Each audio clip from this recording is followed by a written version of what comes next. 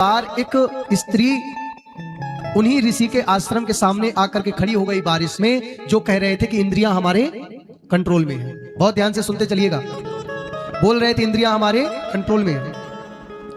अब जब स्त्री का पूरा शरीर, पूरा अंग बारिश से भीगा, बहुत ध्यान से सुनिएगा, और संध्या वंदन करके वो ऋषि अपने संध्या का जल डालने के लिए बाहर आए, और जब उस स्त्री पर उनकी दृष्टि पड़ी तो वो देख करके उनके मन में काम आ गया, विकार आ गया। काम हमेशा नेत्रों से प्रवेश करता है, या तो सुन के या तो देख के।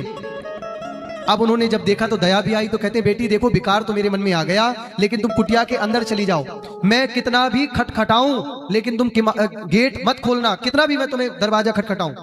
आप लोग सुन रहे हैं ना पीछे वाले सब? बात स्पष्ट समझ में आ रही? नहीं तो दोबारा कहूं, स्पष्ट हो गई? वो ऋषि के मन में काम विकार आ गया। बोले कितना भी मैं दरवाजा खटखटाऊं लेकिन तुम दरवाजा नहीं खोलना।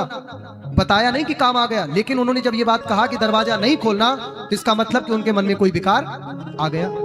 अब जो उन्होंने देखा, रात्रि जैसे चढ़ी 12 बजे, तो वही बातें उनके दिमाग में घूमने लगी, ऐसे ऐसे ऐसे।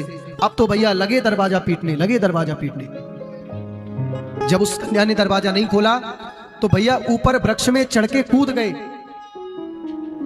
और वहीं पर वेद व्यास जी प्रकट हो गए। शास्त्र यहां तक कहते हैं जब हमारी बेटी जवान हो, अपनी मां के साथ भी रहने के लिए मना किया है। एक समय के बाद एकांत में बहुत देर तक नहीं रहना चाहिए। एकांत में जवान अवस्था के बाद हमारी इंद्रियां कभी भी बहक सकती हैं। इसलिए यहां पर सुखदेव जी कहते हैं कि अपनी इंद्रियों को बहुत कंट्रोल में रखना चाहिए राजा परीक्षित। देखना इंद्रियों